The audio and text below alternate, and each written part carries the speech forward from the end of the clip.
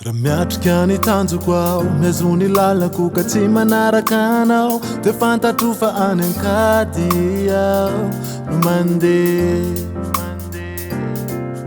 raha sendra tsy miaino anao ka manderery aho manao izay tiako atao de fantatro fa any ankady aho mandeha.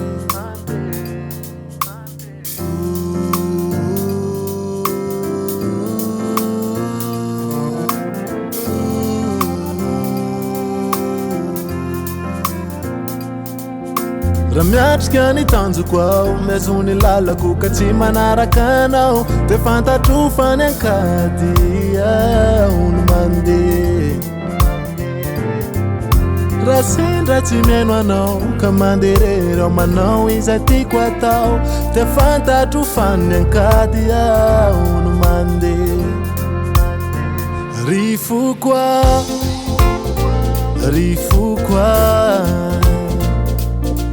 mahaiza manaky any Jesosy anao rehefa mankato azy sy manaja azy de ho hitanao ny fahagagany.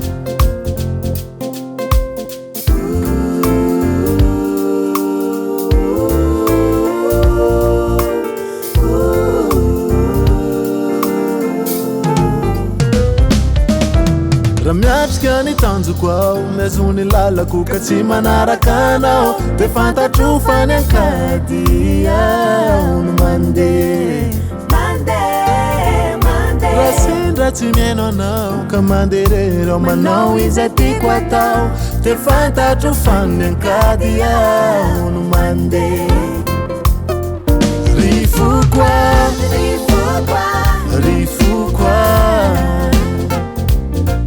mahaiza manaky any Jesosy anao rehefa mankato azy sy manaja azy de ho hitanao ny fahagagany. Rifoko aho mahaiza manaky any Jesosy anao rehefa mankato azy sy manaja azy de ho hitanao ny fahagagany. De feo ny foko anaiky anao de feo mba ankatoanao liriko ila tananao hitany tanaty lavo aho.